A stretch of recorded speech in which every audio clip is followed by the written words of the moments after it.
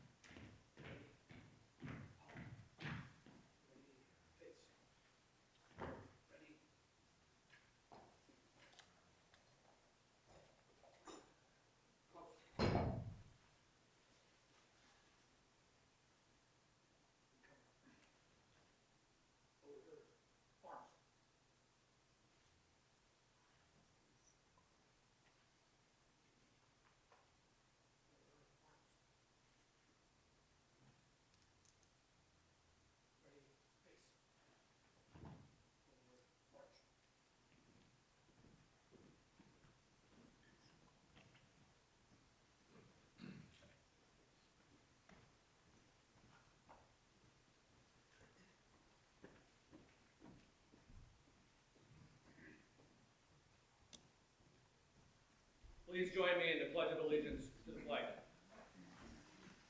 I pledge allegiance to the flag of the United States of America and to the republic for which it stands, one nation, under God, indivisible, with liberty and justice for all.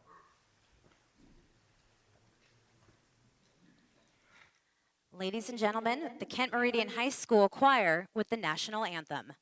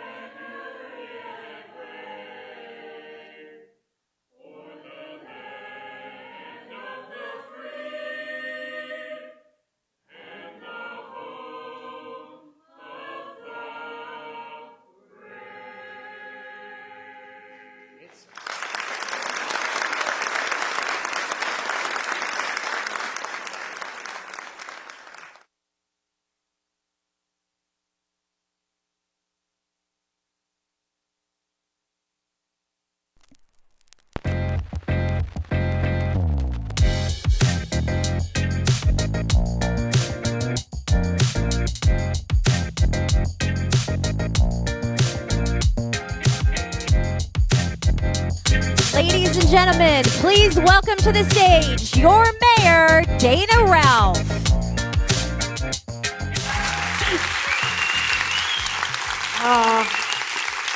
Good evening, everyone.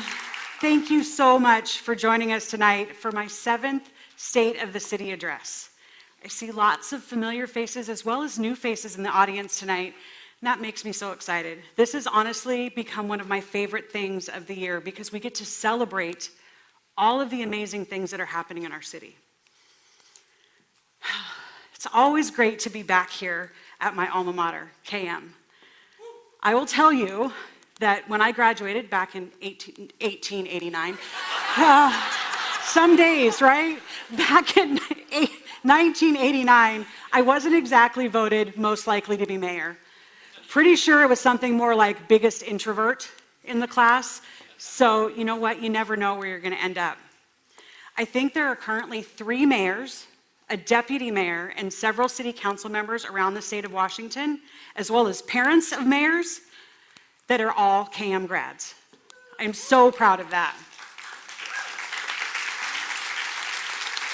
It continues to be such an honor to be able to serve this city. My great-grandparents were from Kent, and 4 generations later, I am proud that my family still calls Kent home. In my lifetime, I've literally made it 10 blocks up the hill. It's been another productive year here in the city of Kent, and I'm excited to share the updates with all of you about the great work that's been happening around our city. But before we dive in, I'd like to take a moment to recognize Council President Kaur, members of the City Council, my fellow electeds from around the region, my mayor friends from South King County, our legislators. Thank you so much for being here tonight. Our amazing directors, you guys are all rock stars. And I want to recognize especially Pat Fitzpatrick. I knew that picture was coming, and so it threw me a little bit because I'm pretty sure he didn't know. He is my amazing partner in everything that we do, and I could not be more grateful for that. Yeah, he definitely deserves that. I also want to give a special shout out to our current Kent 101 class. It has been an amazing class full of fabulous questions and energy, and I want to say thank you again for taking the time, not only for the last, I don't know how many weeks, to learn about your city, but to be here tonight. We're really, really grateful. Big thank you to Commander Armstrong for leading us in the Pledge of Allegiance, the Kent Police Honor Guard, and the Scouts from Troop 406 for posting the colors.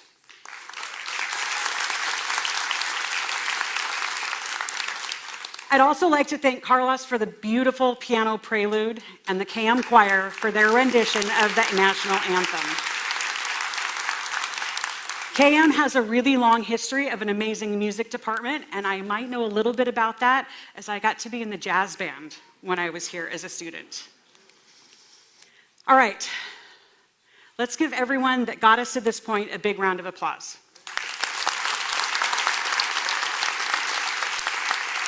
The last thank you before we begin goes out to Kelly and Nicole for providing the ASL interpretation this evening. We are really, really grateful for that.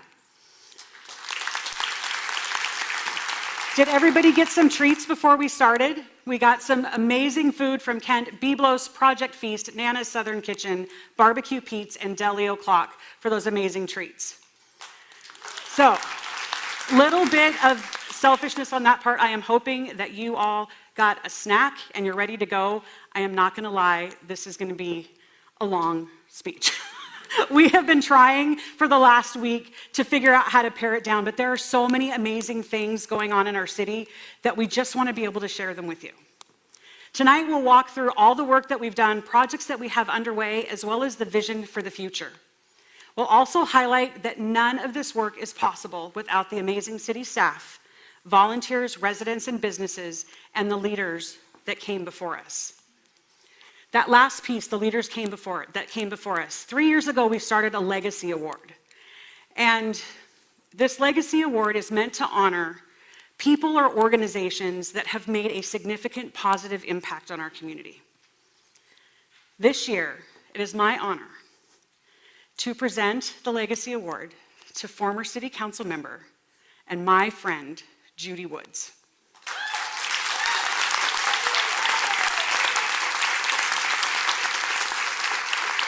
Anyone who knows Judy will agree with me. No one has given more time, more commitment, and more care to our community than her. She holds the title of longest serving council member in the city's history. She is an amazing educator, has served on nearly every board or been a part of every single group, committee, or organization that has ever done great work for our city. She has been a sounding board and a friend to many of us. Judy, could you join me up here?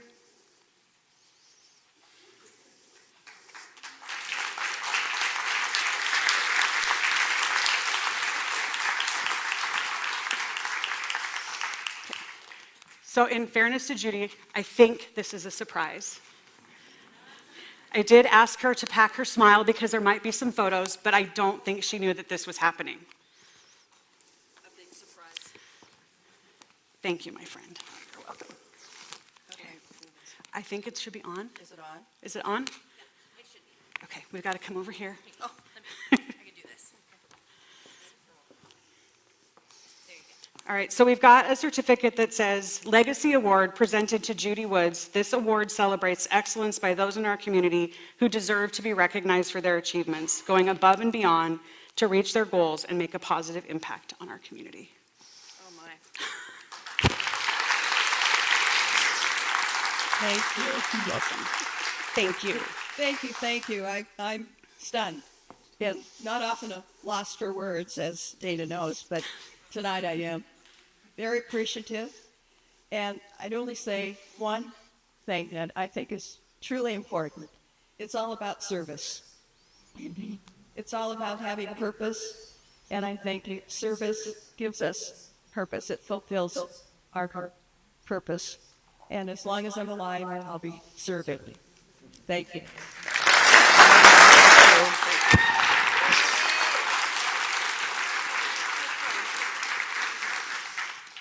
Okay. See, that's my point, service, right? That is where her heart is, and the amount of things, the time and effort that she has put into this community, I can't even begin to put it into words. So, super grateful. All right. This is our opportunity to check in with our community, celebrate our achievements, and address some of the challenges we're facing and how we're going to overcome them. One of those key areas that we've made a lot of progress in but still have so much work to do is public safety. Over the past year, I've met with hundreds of people, and the thing that they consistently talk about is the urgent need to improve public safety. And I couldn't agree more. I am right there with you. As a Kent resident, a small business owner, a mom, your mayor, it's personal for me, right? I live this same life that you all do. While there remains numerous barriers to ensuring accountability in our criminal justice system, I will continue to fight every day for your family and for mine. I know your city council feels the same way, as they made public safety our one and only legislative priority this last session. Despite our comparatively low number of officers per capita, the women and men in our police department continue to do incredible work to respond to more calls for service than on a per officer capita basis than many other agencies. Last year, patrol units responded to over 93,000 911 calls. Think about that, 93,000 in 365 days, 21,000 case reports. Our officers, professional support staff, and corrections staff all provide a greater degree of service for this community than any other agency our size in the state. That volume of work has cascading impact on our prosecutor's office, our municipal court staff, our public defenders, and our city clerk's office. As our officers do more, all of the criminal justice system has to do more.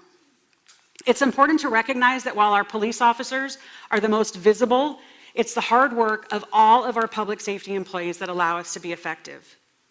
Despite our limited resources, there is significant work being done to bring violent offenders to justice. Kent detectives arrested serial carjackers, home invaders, shooters, murder suspects this past year. Here are just 3 examples of the work that they have done that you might not be aware of. Last month, the Kent Police Department, in coordination with the Puget Sound Auto Theft Task Force and National Insurance Crime Bureau, executed a search warrant on a suspected chop shop in Kent that was serving as a hub for crime in our city. Months of investigation and surveillance led to the recovery of stolen vehicles, trailers, engines, car parts, along with the seizure of unlawful firearms and a substantial amount of fentanyl. The suspects were identified as members of an auto theft ring, and they are being brought to justice.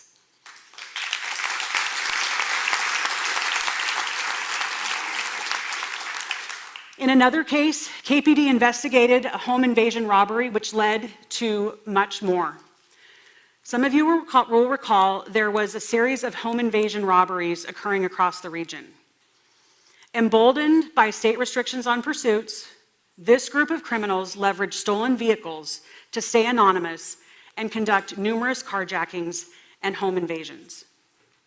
While multiple law enforcement agencies were working to identify and arrest them, it was Kent detectives who found the evidence that cracked that case wide open. Through extensive investigation and collaboration with neighboring law enforcement agencies, detectives were able to identify and connect multiple suspects. Our Valley Regional SWAT team served 2 simultaneous search warrants and took the suspects into custody.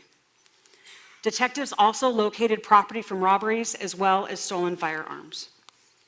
The main suspect, who was suspected of committing a murder in Federal Way, confessed. It's worth it.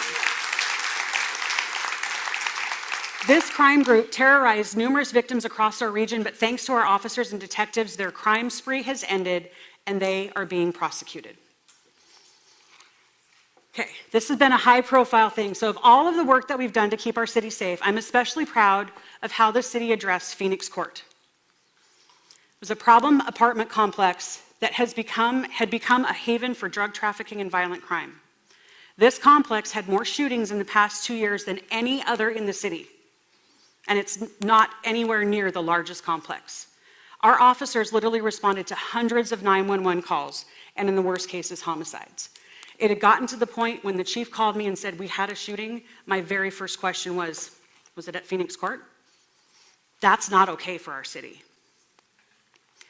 At the same time, the chief and I had been having ongoing meetings with the management company and the owner. We had identified that they were not doing their part to keep their residents safe.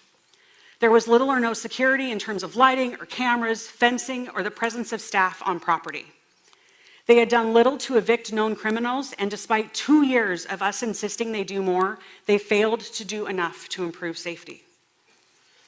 So let me make it clear. We tried. Our goal is always to work with our businesses so they can continue to provide a service to our community. At the same time, if that business fails to take measures to improve the safety and meet their legal responsibilities, the city will act, and we did. In addition to filing cases against residents and their guests who are creating an unsafe living environment for the law-abiding citizens that live there, our law department worked with our police department to pursue civil legal action. Basically, we took them to court. We're still in the court process, but I am pleased to announce that the majority of the safety infrastructure that we had been asking them to install has been completed.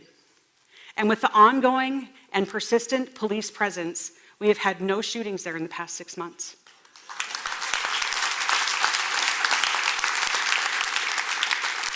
This has not been an easy process, but it represents a huge win for the residents of this complex as well as the surrounding neighborhood.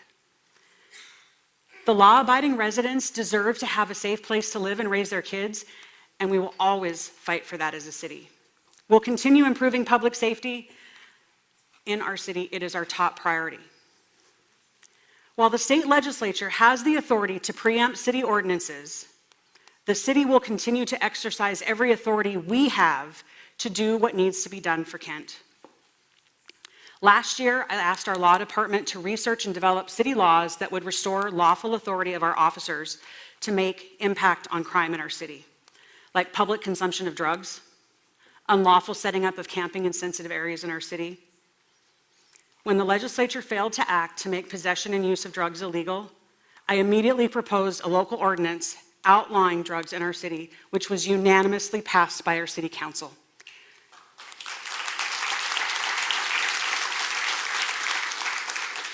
The council's action, along with the help of some of our legislators, gained the attention at the state level. The legislature reconvened in special session and made possession and use of drugs illegal. This was a strong statement by city leadership that we aren't willing to do nothing. In addition, our city council unanimously passed a local ordinance that protects our critical spaces like parks and sidewalks so that they can be used for their intended purposes. It also ensures the ecological benefit of critical areas like our streams and wetlands are protected. The law prohibits individuals from using these spaces for permanent living or camping. In that same effort, we began a partnership with Puget Sound Regional Fire Authority's FD Cares program, which brings mental health services or brings mental health professionals to appropriate 911 calls. They also support our Special Operations Unit when they respond to calls regarding homeless individuals with mental health issues. We have served about 120 patients in 2023, and we continue to do all we can to connect homeless individuals with services. At the same time, when services are not accepted, we will enforce the law and hold people accountable for committing crime.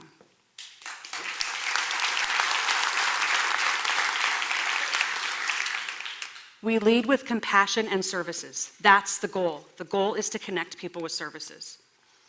The city has also been participating in a nationwide lawsuit against drug companies that have misled the public about the addictive strength of opioids that they were marketing. Those lawsuits have been successful across the country, and the City of Kent is leveraging settlement funds we've received from that litigation to fund our community court program, which connects individuals to ongoing treatment resources. The community court is much like our DUI court. It's a therapeutic program dedicated to reducing recidivism through treatment of high-risk DUI offenders. Our corrections facility also partners with local churches, Alcoholics Anonymous, Narcotics Anonymous, to offer support and services to individuals that are in our jail. I am proud of the fact that Kent continues to lead the way and innovate in our law enforcement practices. Our department was one of the first in the state to deploy body-worn cameras, and we are planning on implementing in-car cameras this coming year. This technology provides for transparency to the community as well as tools for our officers. We've also implemented improved camera technologies across the city that can cross-reference information with national databases. That has led us to not only solving crime, but helping to find missing, vulnerable adults and kids. We also launched Project Be Free. It's an important domestic violence resource for victims and offenders to assist in interrupting the cycle of violence. This program provides real-time, in-person response by trained clinical professionals. These resources are available in 15 different languages. They help to address the needs of the victim, the family, and the offenders at the point where law enforcement has been called to intervene. In addition to making an arrest, we are working to hold both the offender accountable while at the same time taking care of the family, which is often left behind. Our ongoing targeted accountability program, launched last year by our prosecution division, holds frequent impactful offenders accountable for their criminal behavior. We're doing everything we can on the ground to improve law enforcement practices, though we are often adjusting based on new laws passed by the legislature. We have had some success working with our legislature, very, very grateful in some of the areas of concern. In 2023, we were successful in getting legislation passed that allows tougher penalties on street racing and aggressive prosecution for racers and the organizers. We now have the ability to tow the cars, impound the vehicles, and on the second conviction, we are able to seize the racer's car. Who thinks that that helps interrupt the cycle?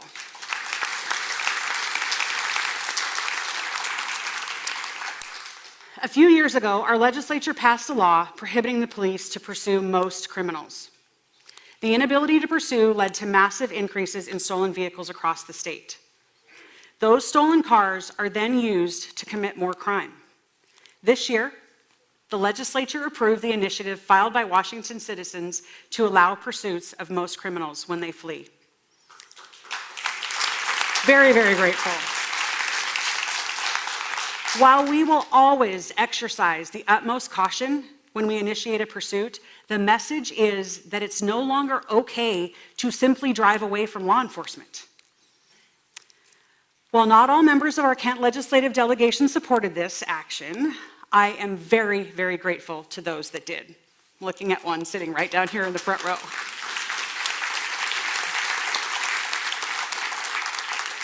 All right, let's get to police staffing. You all have heard me talk about this a lot, and we just need to sort of get down to brass tacks. We need another 30 to 35 officers, and we don't have a way to pay for them. Our data is very clear and consistent. The number of 911 emergency calls continues to rise, and it takes longer than it did ever before for officers to respond. This is a direct result of not having enough officers, as well as the need to ensure that we're de-escalating incidents, which is the right thing to do. There is an urgent need for additional funding to make our community safer. And we've been fighting for resources at every level and every opportunity alongside our residents and businesses. I spent a lot of time in Olympia this past legislative session, and I had one primary mission: secure funding to hire more police. I spent weeks asking for support for the bill that would allow city and county councils across Washington to impose a 0.3% sales tax to fund public safety. Let's put that in perspective. It's 3 pennies on a $10 purchase to allow a city like Kent to have 30 or 35 more officers. Kent stood with a coalition of communities across the State Association of Washington Cities to request, demand, ask, plead, beg for the legislature to act. Additional funding would empower us to address criminal justice and provide better access to behavioral health services. So it's not just more officers. It's also an increase in the ability to offer services, connect people with the things and the resources that they need. I cannot thank Representative Stearns and Senator Kaiser enough. They stepped up to sponsor our legislation. And again, while not all of Kent's legislators supported us in this effort, for those that did, I want to say thank you.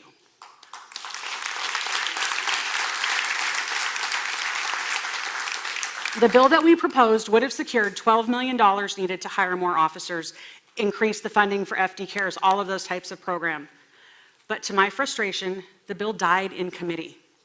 Frustrating because public safety is the top priority that the majority of our residents have, and our funding bill didn't even get a vote. But we're not backing down, and we're not giving up. We're going to return to Olympia next year to make our case to the state legislature to ask for the authority to secure more funding, not only for Kent, but for every community in the state of Washington. Our residents deserve that. They do. I want to acknowledge the engagement from community members and businesses that signed on in support. Council President Kaur, Councilmember Boyce, and Michaud testified at both hearings in Olympia. Our Puget Sound Regional Fire Authority Chief Carson testified in Olympia. I also want to especially thank Gwen Allen Carson, the president of the Kent Black Action Commission, and Randall Smith, the owner of All Pro Maintenance. They traveled to Olympia, sat with us in those hearing rooms for multiple hours for their 1 minute of testimony to represent the voices of all of you.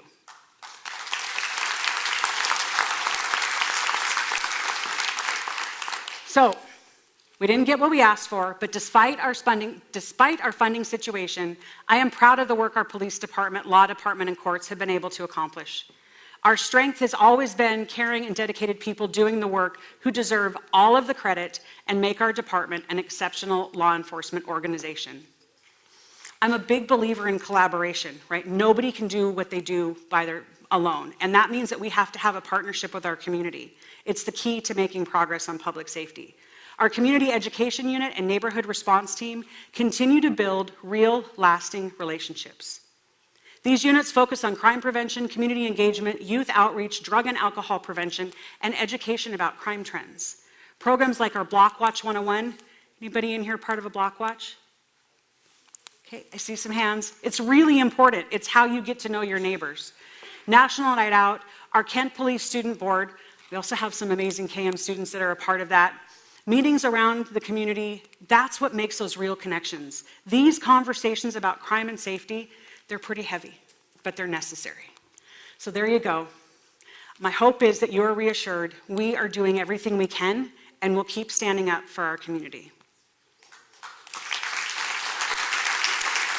So we're going to take a minute, and we're going to hear from a couple of our city employees about why they choose to serve our community each and every day. Welcome to Kent. Come with me as we talk to city employees that provide programs and services to your community. We'll show you the people doing the work that make it all happen. What does it mean to serve your community?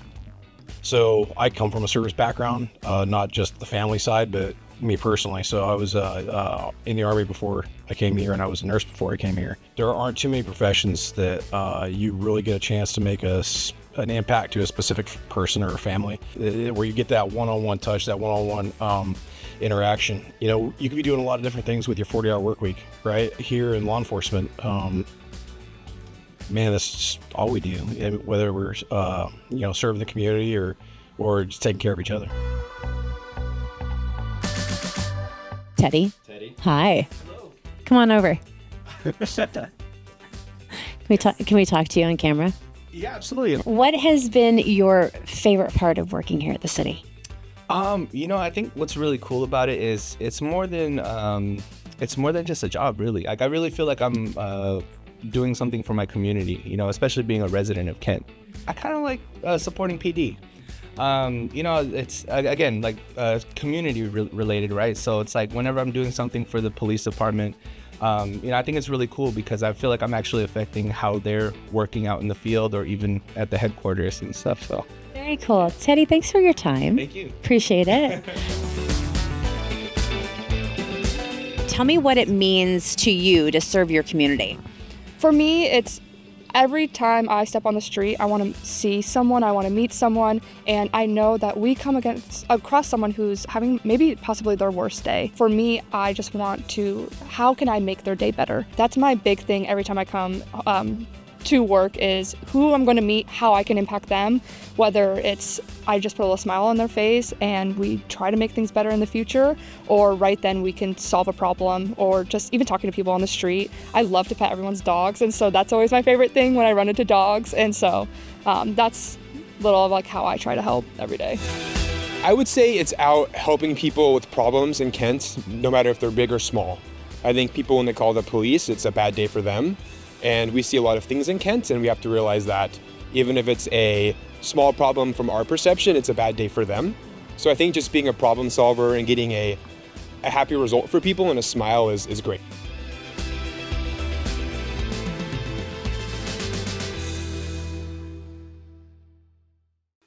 I love our city employees. Okay, so we got the tough conversation out of the way. I just want to once again reassure you, safety is our top priority. It is the top priority of all of the cities in South King County. We are in this fight together, and we are not going to give up until our communities are safe. Okay, now, I really do. I want you to know that we are working together so closely to make sure that we are taking care of our community. It is the number one thing that we're doing. But now we get to go on to the Department of Fun. Julie knows exactly what I'm talking about. Parks and Rec. There is a lot to be excited about when it comes to our shared vision for our Parks and Recreation system. We have an incredibly driven and dedicated parks team that goes above and beyond to bring high-level quality programming to Kent families. Last year alone, tens of thousands of youth and teens, adults and seniors, those with disabilities, all participated in programs and events that we offer over a wide array of recreation programs, from youth soccer to robotics, adult dance, and yoga, our amazing adaptive rec programming to painting or even fishing, ski trips for seniors. There is literally something for everyone. One of our most popular facilities, I'm sure you can guess, is our Riverbend Golf Complex. Over 65,000 rounds of golf were played there last year. That is a lot of time somebody didn't spend working on their honey-do list. So I'm not sure if that was applause for not having to do the honey-do list, or if it was my perspective from like, holy cow, that's a lot of things on the honey-do list that didn't get done. For the past several years, we have been able to exceed revenue expectations at the golf course, and we're operating in the black. That we have come a long way at Riverbend Golf Course. If you didn't know, Riverbend has been ranked one of the highest played golf courses in the state for the past 10 years. It hosts several national championship tournaments each year, as well as golf teams from our local high schools. It's so much fun going out this year and getting to present some trophies to our high school golf teams. It's a great amenity. We see families from all over the region coming to enjoy it. And stay tuned, we're gonna have an announcement pretty soon about a new restaurant at Riverbend. So there's your teaser, that's all I know, that's all I'm saying. During last year's speech, I teased something else, something about some really exciting news about parks projects that were coming to completion. Here's an update on those. The city was able to leverage $12.2 million in grant funding in 2023 to fund ongoing park improvements throughout our city. If you haven't checked it out yet, head over and take a look at our new improved Carsone Park in downtown. It was totally transformed to a space theme, honoring the legacy of space exploration and innovation with roots in the Kent Valley. The park features a lunar rover replica, life-size astronaut and a lunar lander, and the moon surface. If you walk over there, you can sort of bounce up and down on it. I try and only do that when no one's looking, but it is a lot of fun. Try it, I promise. The project renovated downtown green space, added seating, and really just added a super cool, unique adventure for Kent families. To top it all off, our Space for Kids app takes imaginative play to a whole new level. And I want to say thank you to the Boeing Company for their generous support of that app. Partnership. It is all about partnership. I have some incredible late-breaking news. We're really excited about this, like late-breaking as in maybe yesterday. The city has been able to enter into agreements to purchase the 2 vacant lots connected to the north side of Carsone Park. Think Penguin Lot, for anybody that's been downtown. We are so excited about this. In the near future, those lots will be, Carsone will be extended into those lots. First, temporarily, we want to get some kind of surface down there, a place for people to hang out. Then we will do a full planning process and turn it into an amazing amenity for the community to enjoy.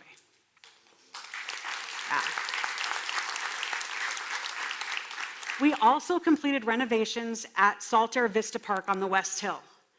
The park received a full playground replacement. It has got a killer slide, like very steep, and improvements to the nature play area and trails. For the grand reopening of the park, dozens of students from Parkside Elementary joined us. It was so much fun. Councilmember Michaud, it was great, wasn't it? Check that out. Not only did they help us cut the ribbon, but they started chanting, "Cut that ribbon." It was so cool. I don't think I have ever been to a more enthusiastic ribbon cutting. The kids not only got some great Kent swag that we gave them for coming, but they got to check out the play equipment, that slide, voted on trees that they want to see planted, and they were able to experience a nature walk with our natural resources team. So much fun.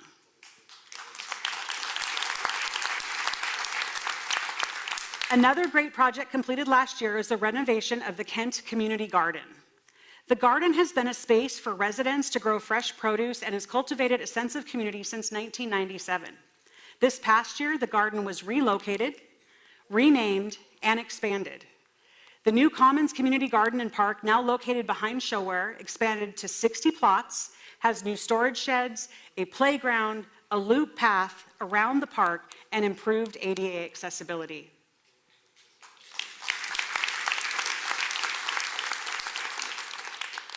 Last but not least, 10 years in the making, the coordination of a multi-jurisdictional project that is Van Doren's Landing Park.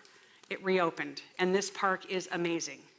New amenities include an incredible Mount Rainier themed play structure, a zip line. I have not tried that out, but I'm tempted, again, when nobody's looking.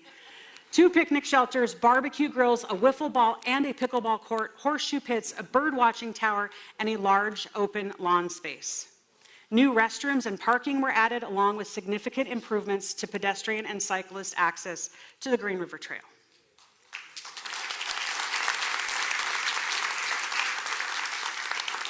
This project epitomizes the idea of combining recreation and environmental sustainability as well as flood protection.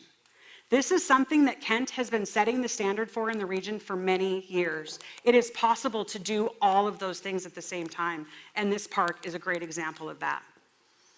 It's the largest and most comprehensive project completed by the City of Kent and the King County Flood Control District to date. I have to give a shout out to our partners at the Flood Control District. It would not have been possible without them.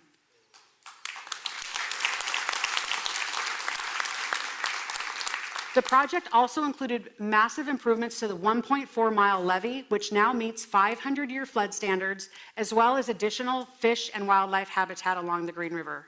Work has been done to preserve cultural artifacts found on that site. Our project team worked with the Muckleshoot Indian tribe to honor the native history that was found there.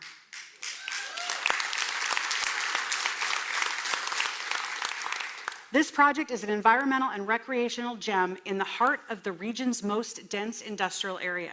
Again, it's possible to do multiple things. It's an incredible example of what can happen when agencies and the community come together to execute on a shared vision. It is a very special place in the heart of Kent.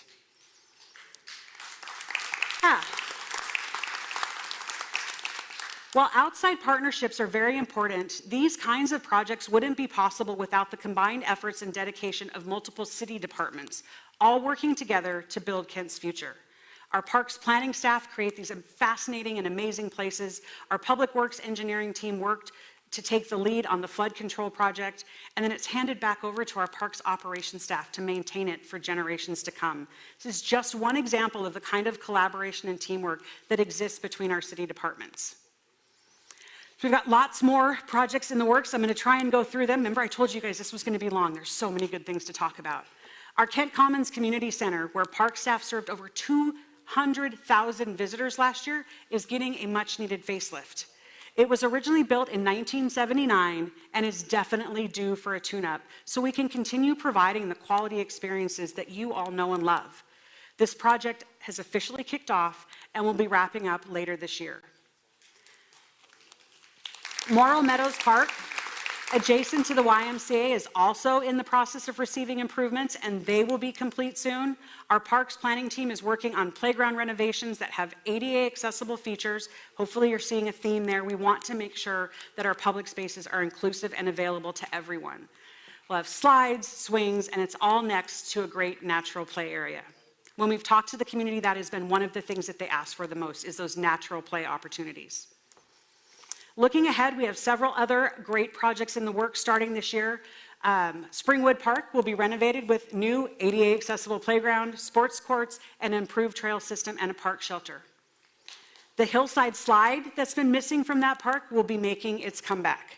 And I am trying that one out because I feel like it might be not as embarrassing. I hope. Kiwanis Tot Lot, Garrison Creek Park, North Meridian Park, Campus Park, and Kent's first spray park at Uplands Playfield downtown are also beginning design this year. As we actively chart our vision for Kent's future, we can't do it without input from our neighbors. Our team consistently incorporates community feedback into the plans and finalized designs. I am hoping that you have been engaged in those processes and you're seeing some of your vision play out in those projects. Kent parks belong to everyone in the community, and everyone deserves to have their voices be heard. When it comes to planning for the future, one of our key considerations is always environmental sustainability. Remember, I talked about we can do a lot of things in one project. We carefully consider the environmental impact on all that we do and improve our sustainability practices through intentional planning. Ensuring that our natural resources, habitats, and ecosystems are resilient is an important part of the work that we do.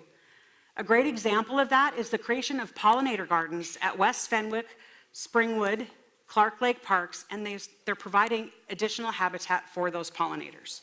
It's a pretty cool thing. The city routinely works with federal, state, county, and tribal partners to find ways to conserve and restore our natural resources and biodiversity. We have a lot of environmentally sensitive areas in the city of Kent that are protected by our critical areas ordinance, and we actively work to preserve those wetlands, streams, rivers, and lakes. Something I'm excited about is the return of Green Kent. It's a volunteer conservation program.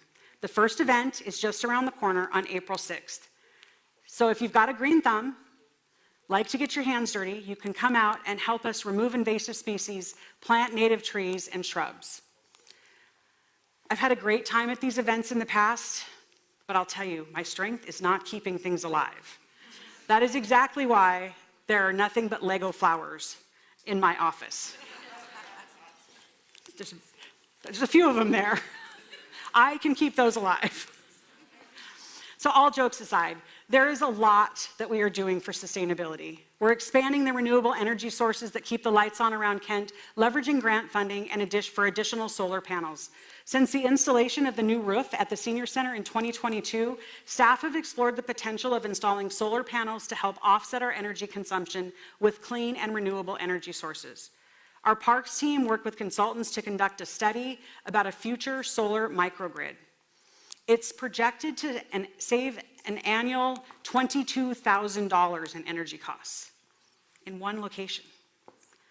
Backed by grant funding through the Department of Commerce, the city is moving forward and installing a solar panel system along with battery storage backup, which will qualify that location as a resilience hub. First one in the city. The project is slated to be complete sometime in 2024, and the city is also seeking grant funding for solar panels at additional city facilities. Last year, we completed the final mitigation projects for our current habitat conservation plan.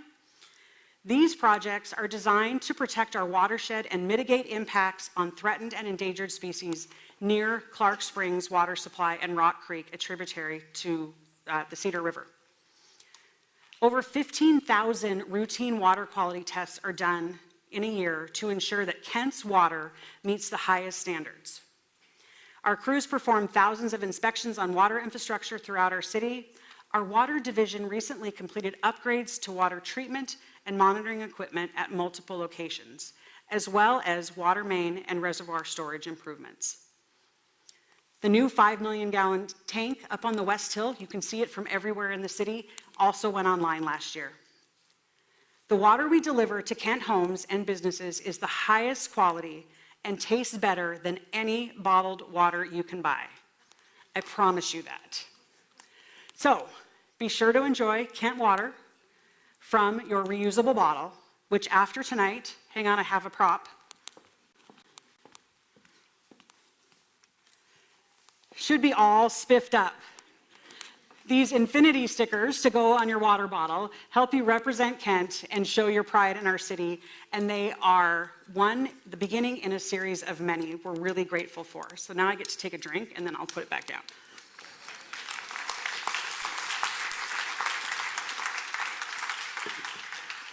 So make sure you get yours to take home.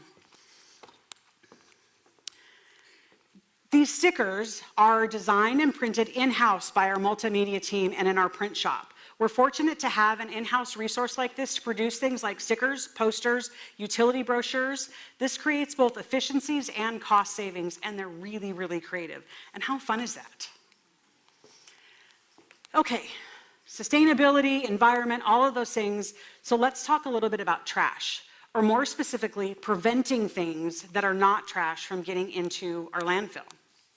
One of the great ways that we do that is by providing opportunities for Kent residents to recycle unwanted items not usually accepted at the curb. I figured I would point out that we're actually one of the only cities in King County that provides these events to our residents totally free. All in all, over 3,200 individual cars came through these events, totaling up to 351,000 pounds of material on its way to be recycled, not going to the landfill. Tires, mattresses, batteries, refrigerators, you name it. We also had smaller versions of these events that accepted items like shredding, paint, and electronics. These events served over 1,000 cars and collected nearly 143,000 pounds. Paint the picture about what that looks like is, let's put it in terms of elephants. So that's about 45 elephants worth of recycled material. It's kind of a cool fact. Maybe next year we'll go with a different animal, we'll see, but you'll have to come back and check it out. 2023 was also a record-breaking year for our Adopt a Street and Adopt a Spot programs, with about 1,200 volunteers participating. Almost half of them came to council chambers that night. It was really full. These programs are a year-round partnership between the city and neighborhood groups, nonprofits, businesses, and residents as a part of our ongoing litter reduction campaign. Our Public Works Environment team is great at organizing these events, and it just makes our city look better. Our Public Works Solid Waste Strike Team and Special Emphasis Group also removed 370 tons of garbage from right-of-way areas and about 80 tons of garbage through our encampment cleanups. Many of these were taken care of because residents reported them through our Kent Works app. Everybody should download that from the App Store. It's the best way to let us know about places in the city that need attention. As the city furthers efforts to improve our park system, protect our natural resources, and keep the city clean, we continue to make investments in our infrastructure to improve connectivity and community safety. This past year alone, our city crews, along with dozens of contractors, worked on a wide variety of projects, all pieces of the puzzle aimed at improving the quality of life for all of our Kent residents. And while I'm excited to talk about the big projects, it's also really important that we talk about maintenance. That's the thing that makes our city livable, and it's happening every single day. They're less flashy, but they're just as important. If you look at a map of our region, something you'll notice is that Kent is uniquely positioned. We have state highways crisscrossing the city in all directions, a Sounder rail stop. We're going to have light rail coming to our West Hill. We're just minutes from the nation's busiest airports and 2 seaports, all positioning the Kent Valley as a distribution hub for products from all around the world. Given that position as a regional center for warehousing and manufacturing, that means trucks, heavy trucks, and truck traffic. All of that freight takes a toll on our roads. That's why our public works staff are out there every single day completing street repairs, overlays, preventative work, and filling potholes. I am so proud of the work our street crews do to keep our streets maintained. Nearly 100% of the reported potholes are fixed within 24 hours. Keyword there being reported. Last year, our public works crews responded to over 2,500 resident requests through the Kent Works app. You can use that app to report a number of non-emergency issues to the city from your mobile device in just a few taps. I'm often asked, how does the city decide what to fix? And then I usually hear about that one thing that they have a grudge against, that pothole that's been there or whatever, that graffiti, and I say, have you reported it on the Kent Works app? Right? It's teamwork. That's important because our staff can't read minds. While we have people out and about, they're not everywhere. 34 square miles, our city is really big. The best way to ensure that we know about a problem is to let us know. Okay, but back to prioritization. That's a really fair question. It really comes down to the condition of the pavement, traffic volume, coordination with other projects, funding, and the availability of staff and contractors. And did I say funding? That's really important and hard to come by. The city has to balance its checkbook, just like you do. The fact is that we have to operate with consistent criteria and queue projects as best we can to make sure that we're serving our community equitably and according to those higher priority projects. We're committed to spreading those projects across the city, ensuring that all areas of the city receive the improvements that they need. New sidewalks, crosswalks, traffic signals were installed at several locations around the city last year, with more planned in the near future. Last year, the city installed an additional 13 rectangular rapid flashing beacons, say that fast, at pedestrian crossings to improve safety. Please use the crosswalks, folks.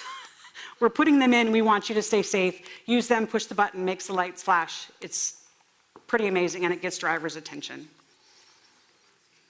The city has also completed phase 1 of the Railroad Quiet Zone.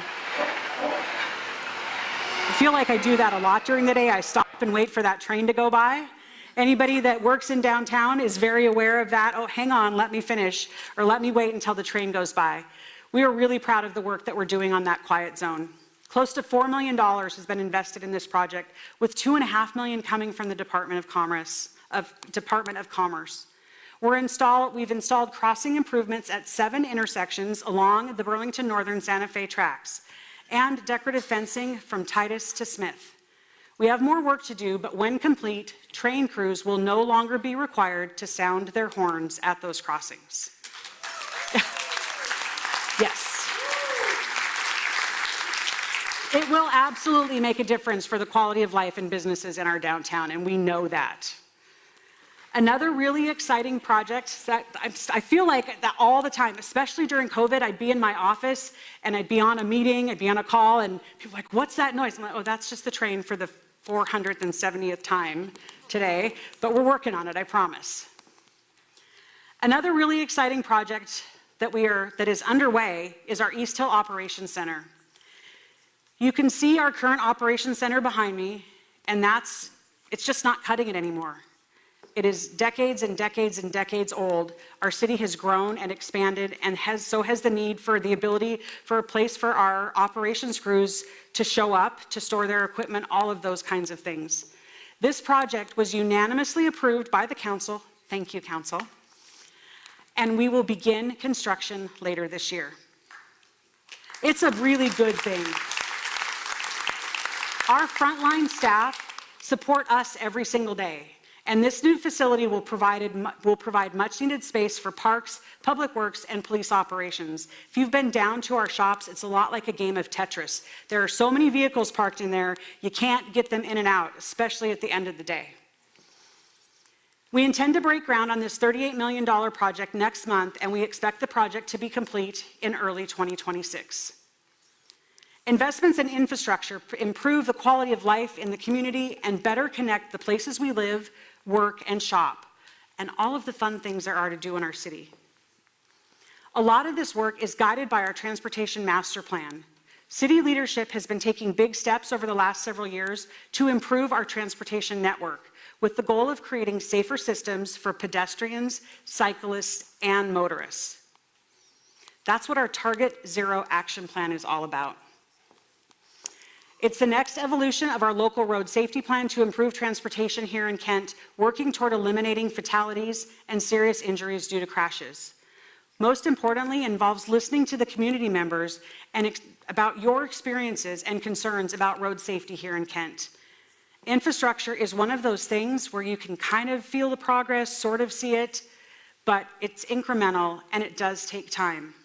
If I could wave my magic wand one night and wake up in the morning and all of our projects were completed around the city, I promise you I would. The reality is this process takes a lot of planning and a lot of funding. There's that word funding again. Our transportation improvement program, updated annually, includes a list of projects that the city is prioritizing and considering. When you add it all up, we're looking at over $410 million in total project costs. So unless one of you has a lucky scratcher, found a pot of gold at the end of a rainbow, or are just feeling incredibly generous, the city has to rely heavily on appropriations and grant funding, which are extremely competitive. Thankfully, our staff are skilled at what they do. They are truly grant writing experts. Their achievements are why the city is able to consistently secure millions of dollars in grant funding each year.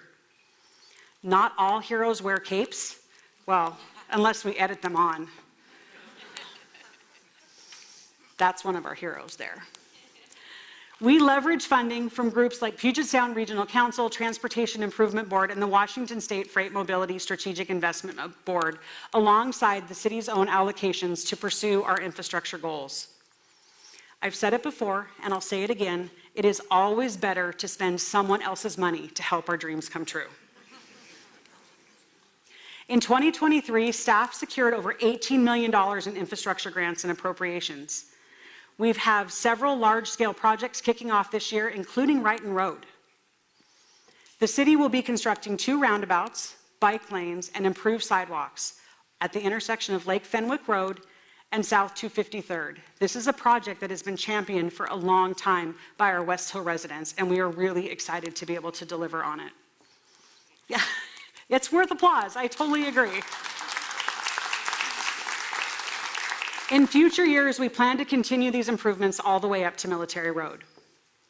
On the horizon is the 3rd phase of the work done on the south segment of 76th Avenue South. This is the final step of improvements necessary to address roads that flood and cut access off to businesses.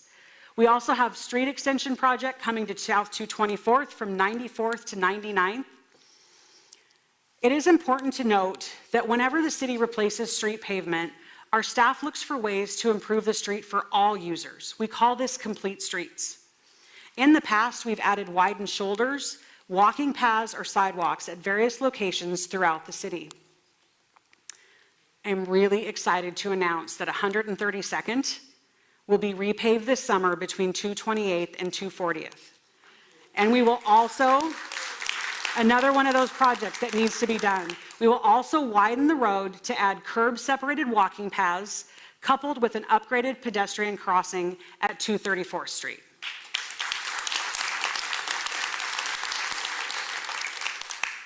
Folks will be able to walk from Kent Kangley all the way to Sunrise Elementary. This is another great example of providing complete streets for everyone.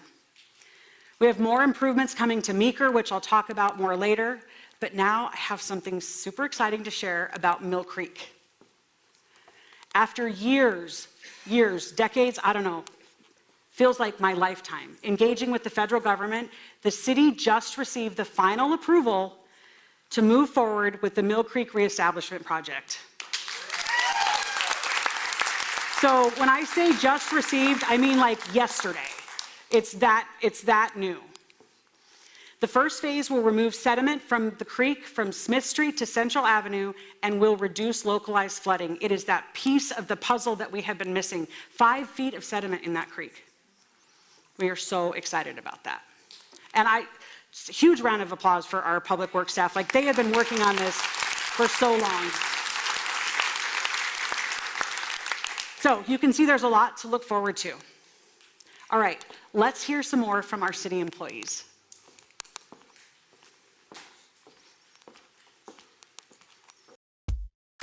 Okay, so we're going to talk to Yuri and Maria. They're part of our race and equity team. Yuri, so excited for you to be a part of this video today. Hello, my name is Yuri. Wonderful. What does it mean to serve your community? It means that I'm able to accomplish a lot more here in the city of Kent, that I'm able to work directly with community members that are very knowledgeable about what is needed in the community. It also means that we're able to provide services that were not available before, so that's what it means to serve my community. What it means to me to serve the community is making sure that you're serving with heart, just bringing that sense of self, respect, and dignity into a lot of the work that we do. What's your favorite part about working for the city of Kent?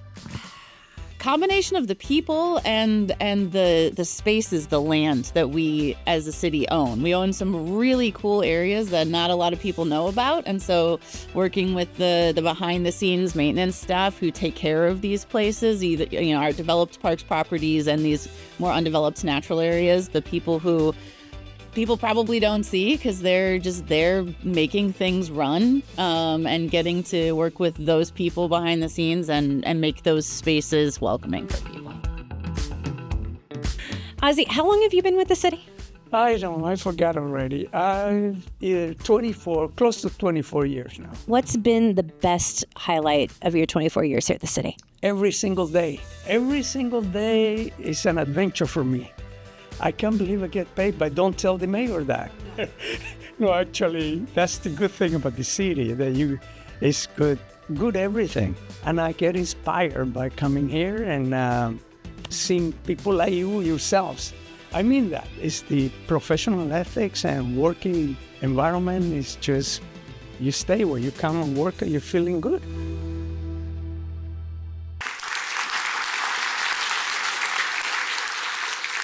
I love that. It's good everything. We have so many, again, I'm going to say it over and over again, we have so many amazing employees at the City of Kent that are taking care of all of us every single day, whether it be behind the scenes or in front. Our city continues to make investments in our infrastructure and improve connectivity, access, and safety, and we're doing the same thing with our human services funding. While the city is not a direct service provider, we are committed to partnering with community organizations to help people find stability, dignity, and happiness in their lives. We have over 50 ongoing contracts with organizations providing critical assistance to the Kent community. We also pool resources with other cities through the Human Services Funding Collaborative. This funding goes directly towards addressing needs like supportive housing, food insecurity, childcare, education, case management, legal services, youth programs, transportation, language assistance, and more. That is us taking care of our community. As we strategically align our investments to maximize impact and fill gaps in services, our human service team works to connect vulnerable residents with all of these great organizations. It's an honor to partner with these incredible groups and their staff whose passion and care is evident throughout the impactful work they do every single day. This work is hard and it takes time, and I'm thankful to the city staff, our service providers, and caseworkers that dedicate so much of themselves to helping others. That is an incredible calling.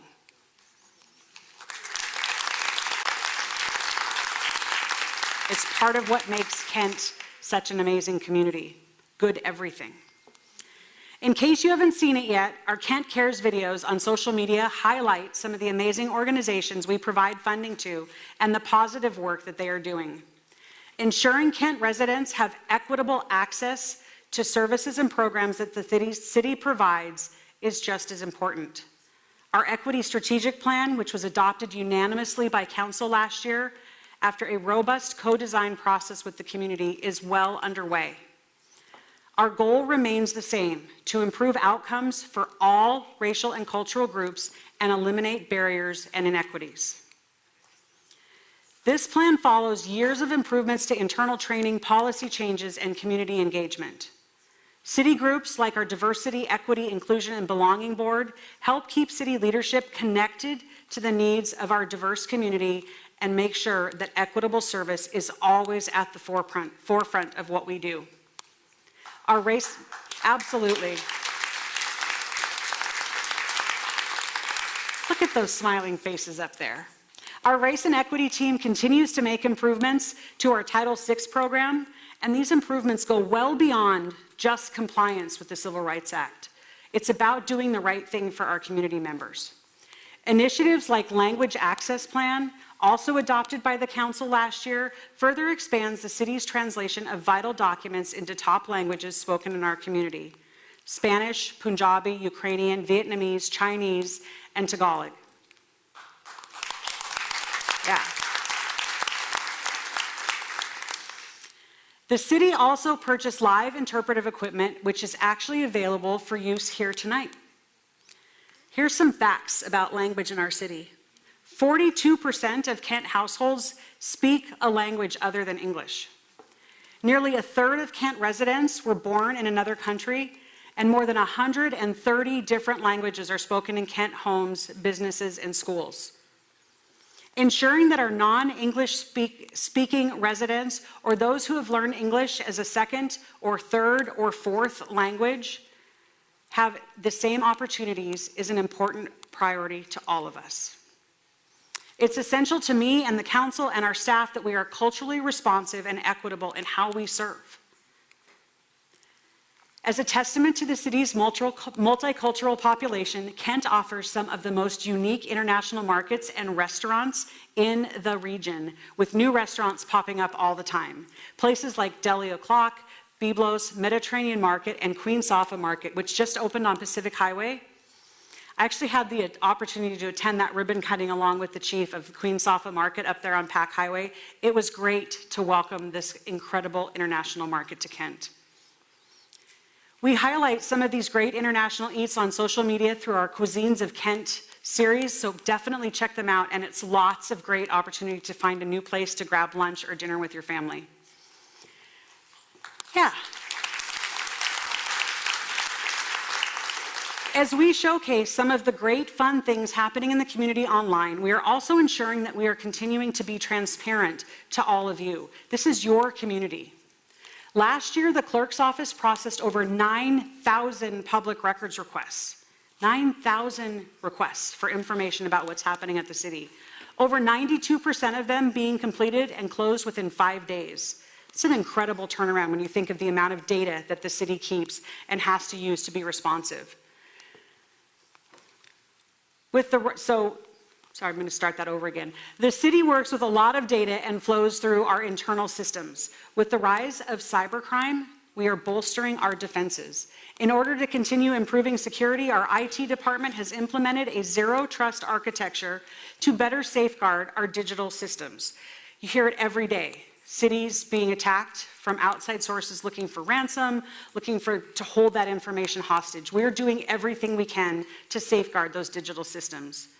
This means we never automatically trust any logged in user or device, including our own city employees. We're constantly verifying before granting access. This protects our resident-sensitive data, ensures mission-critical services like public safety run smoothly, and helps our employees work securely.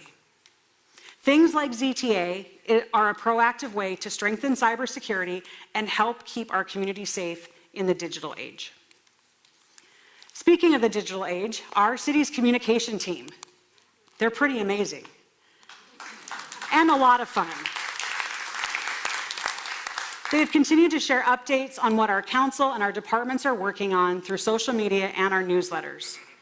We also add a little humor in because, you pay more attention when you get to laugh once in a while. We keep our website calendar updated about information on upcoming events that the city is a part of. Our spring session of Kent 101, another way that we're collaborating with the community and getting information out there.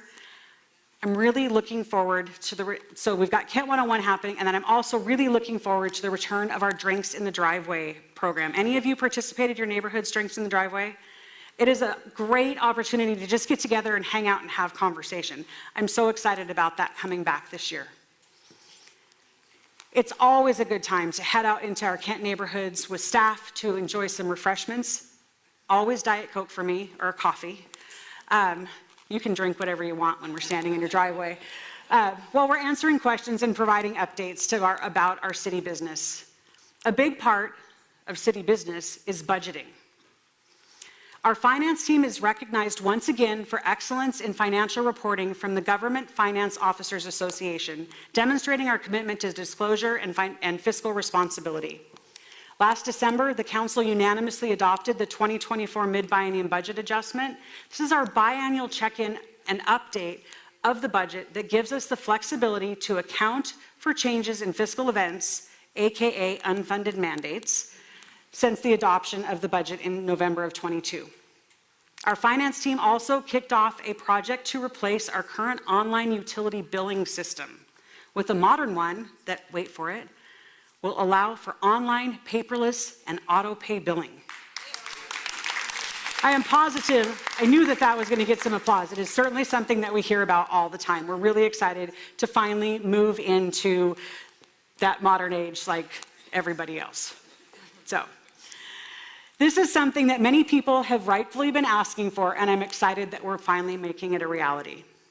I want to thank our finance team for their hard work on the budget and our billing system and their dedication to ensuring our local tax dollars and city resources are spent responsibly and sustainably. Unsung heroes for sure. While the budget may be something I propose, it's the council's living document and proof of our shared values. The city's budget is a document that reflects those values and priorities. The projects and programs that it funds represent years of planning and considers the development of our growing community. Kent is the 6th largest city in the state, 3rd largest in the county, and 5th most diverse city in the nation. In the entire country, 5th most diverse. A Forbes article published last year also included Kent as one of the 50 fastest growing cities in America. 1 in 14 on that list with a median household income growth of 30% or more over 5 years. That means our residents are doing better. That is incredible. It's a reassuring statistic supported by what we're seeing on the ground. I'll tell you, it's been a little bit of a surreal experience seeing Kent's continued growth. When I graduated from KM, not in 1889, in 1989, the city had just under 60,000 residents. Today, our city is home to nearly 140,000 people. We're a big city. With this growth comes the need to continually maintain and improve infrastructure, ensure access to jobs, housing, goods, services, recreation, and more. In 2023, the city issued thousands of new residential and commercial permits, many of which were done through our online permitting system. This really gives you a sense of scale and volume of the construction and improvements and maintenance happening in our city. City leadership continue to stay focused on guiding us in the right direction. Last spring, we launched our 2044 Kent Comprehensive Plan update process. You can think of this plan as a roadmap for the city to follow as we consider important decisions about our future. Things like where new housing should go and where businesses and jobs should be located. How our roads can better accommodate multiple forms of transportation, how we plan for our infrastructure, and everything in between. This process involves extensive community outreach, and we have already heard from thousands of residents. This feedback directly informs the work that's being done. The comprehensive plan process is ongoing, and our team will keep refining it through its planned adoption later this year. And thank you to all of you that have reached out and provided that input. We honestly could not do this work without that input. Well, a large part of our plan has to do with land use. Our Kent Housing Options Plan, adopted by Council in 2021, is really the main driver of our housing policies and priorities. Housing continues to be an immensely important topic, both at the federal, state, and local level. The City of Kent has just over 50,000 units of housing as of this year. And we are on track to meet the goal of adding an additional 10,000 units by 2044 as required by the Growth Management Act. We're doing what we need to be doing as a city. It's important to us that Kent has a variety of housing options for all income levels and household needs. One of my goals is to create opportunities for home ownership, investment in our community, especially for first-time homeowners. It's a direct path for housing and financial stability. We're making tangible progress in outlining strategies for land use and zoning to achieve these goals. That is what our Kent Housing Option Plan sought to do, and it's working. As we move forward with the comprehensive plan, we will build off this foundation to provide opportunities for everyone. Last year, we updated the city's accessory dwelling unit ordinance, ADUs, removing barriers, so think about mother-in-laws or converted garages. This ordinance has the potential to reduce development costs and provide flexibility for how you choose to use your property, whether it's a family member that you're building for or a rental opportunity. It's a good thing.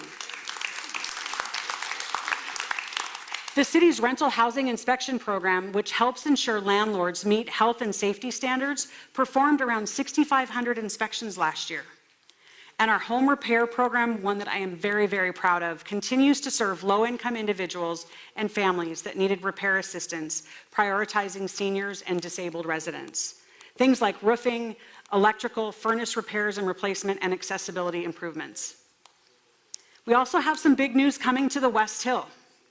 One at Kent Des Moines Station and the other across the street from Star Lake Station. We have two complexes coming that will bring nearly 350 new affordable apartment homes to Kent, including some great new potential amenities.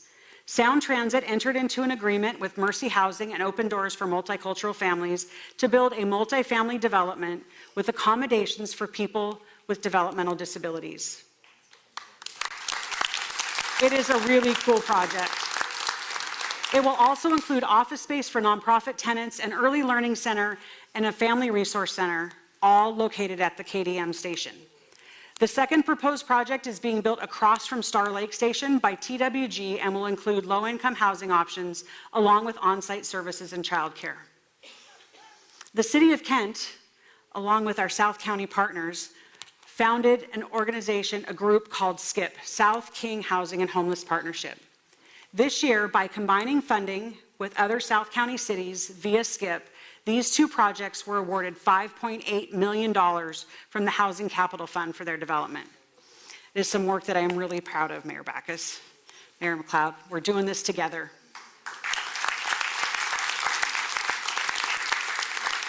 We also have, and Mayor Kelly. There you go. We really are. It's all of South County in that partnership, and we're very, very grateful for that. We also have a couple new developments downtown, Madison Plaza and Ovation at Meeker, that have added some great new options to our downtown area. We know that density, sometimes not a great word, but it's super important, and proximity to transit are drivers for attracting new businesses. Businesses want to know that they have a base to support them. We're really excited about what's going on to elevate downtown Kent and continue our goal of rejuvenating this area. Meeker Street has been undergoing some exciting transformations with new developments as a part of our Meet Me on Meeker plan to update the corridor. Meet Me on Meeker is all about improving the streetscape and better connecting residents and businesses to our walkable, historic downtown core. This project continues this year with a partnership with Kent Elementary School. The city will be extending the improvements on the south side of Meeker from 64th to the east property line of Kent Elementary. This will be improved with multimodal promenade, new mid-block raised crosswalk, more of those rapid flashing beacons, traffic islands, two-way shared use paths, streetscape amenities, a wider sidewalk, trees, and lighting. Construction is anticipated to start in the summer of 2024 and completed by the fall of 2024.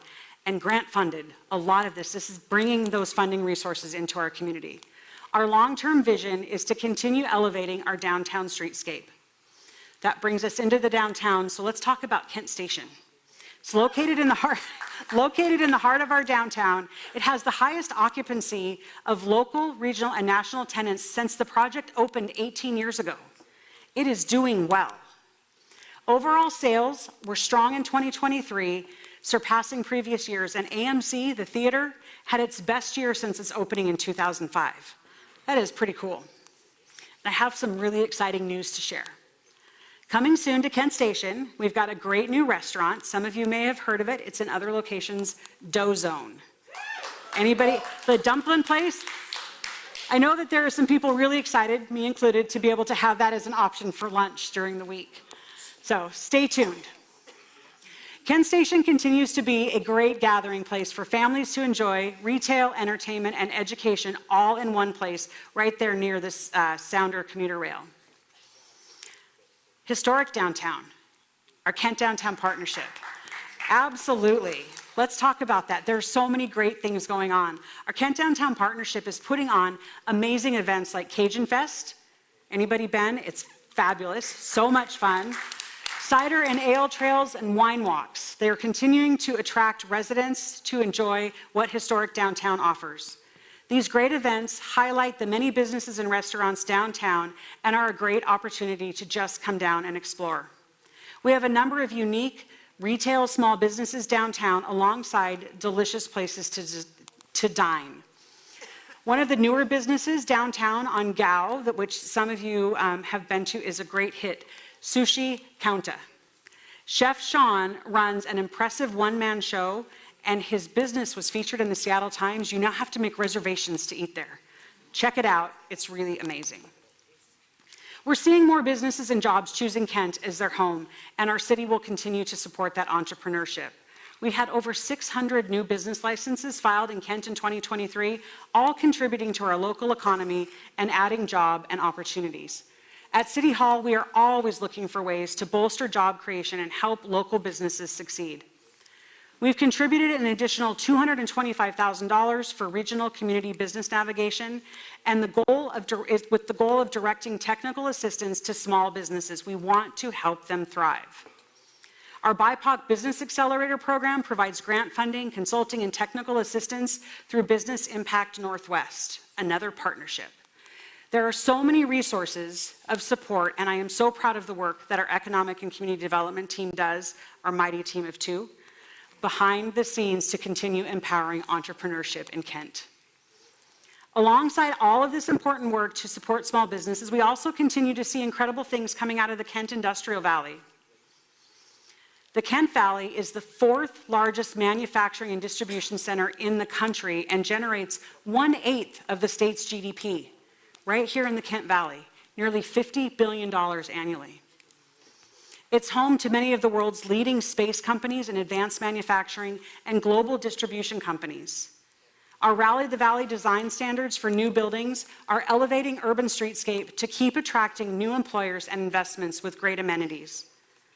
With about 72,000 workers in and around the city, we are confident that job creation will continue, and we're on pace to reach our goal of adding 32,000 new jobs to our city by 2044.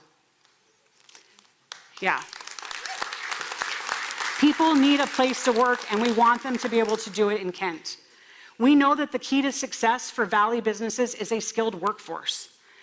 In coordination with the Kent School District, another one of our incredible partnerships. Absolutely. And local colleagues, we are bringing manufacturing business leaders together to collaborate on new ways to improve industry competitiveness, something we call the Kent Valley Employers Table. We want to ensure that our kids and students are well equipped and competitive in finding fulfilling careers in Kent's strongest industries. I have always said my goal is to be able to raise our kids here, let them go off, but make sure they come back and that they can find jobs here in our valley. We're seeing year-over-year growth in employment and businesses, and we are confident those trends will continue. To sum it all up, business is booming in Kent, and we're working hard to continue attracting and retaining good living wage jobs, opportunities, and industry.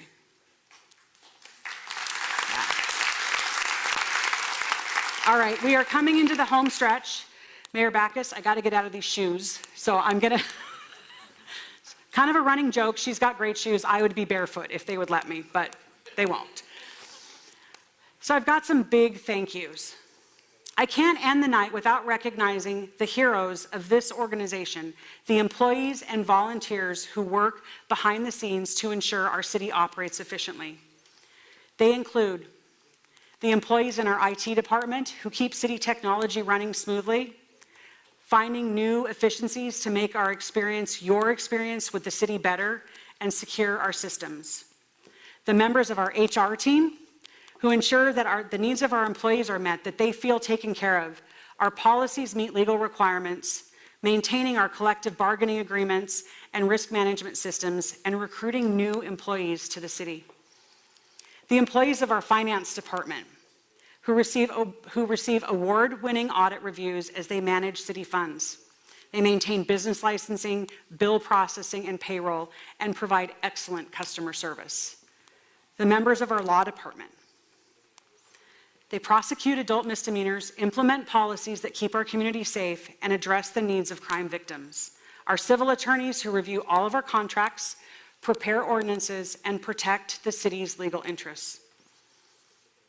The members of our municipal court who process an extraordinary number of cases every year, ensuring the rights of our community members are protected, that individuals are afforded due process, and ensure that the people who need a little extra help to lead a lawful life receive that encouragement. They include our jail personnel who care for those that are incarcerated, meet their needs, and help position them for success when they're released. Our police department, from patrol officers, detectives, and command level staff who put their lives on the line for our safety. For those in supportive positions like records and evidence and community education, those who produce crime, trend, data, and equity oversight. Our Economic and Community Development Division. They oversee processing of building permits, the planning for the future of our city, and conduct inspections to make sure buildings are safe, and the important work of making Kent an economic powerhouse. Our Public Works Department, they ensure we have safe drinking water, keep our sewer and storm systems operating efficiently, keep our city clean, our vegetation maintained, fixing those potholes, plowing our roads, planning for the design of transportation projects, ensuring our roads are safe, keeping people moving, and work to protect and improve our environment. To those in our Park Department, who plan, maintain, repair, and upgrade our parks, who offer and make available countless recreation and social programs, who provide a variety of human services, and those that plan and maintain our city buildings. Our clerk's office, who manage council, board, and commission meetings, responding to thousands of public records requests and ensuring compliance with numerous regulations. And our multimedia and communication team, who creates the content that keeps our community engaged with local government and encourages participation in a variety of ways, connecting our neighborhoods to City Hall and all the great events around Kent. I also want to thank all of those who volunteer for the city, including the members of our boards and commissions. You dedicate a lot of time to advise your elected officials on important matters. And thank you to the volunteers at city events, including our parks events, Adopt a Street, graffiti removal, and our volunteers in police service. It truly takes a village, and none of what we do would be possible without their expertise and dedication. Huge round of applause for our city employees.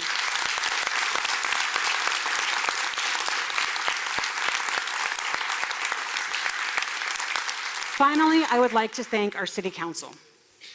Politics can be tricky, especially when there are many examples around us of divisiveness and disrespect.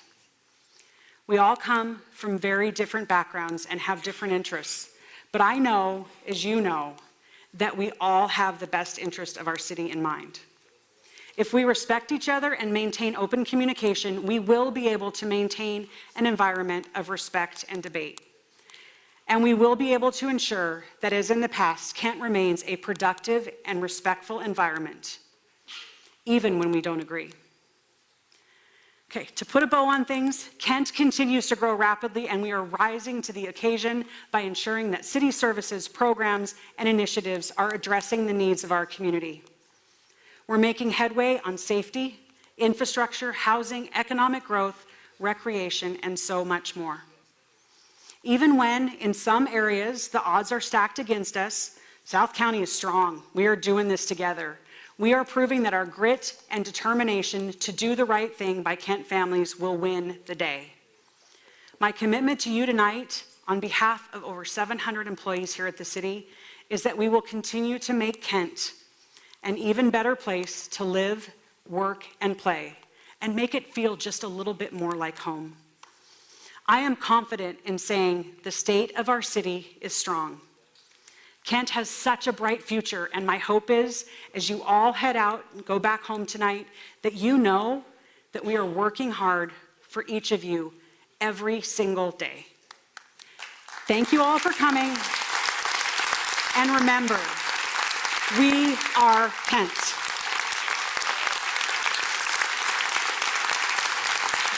Thank you all.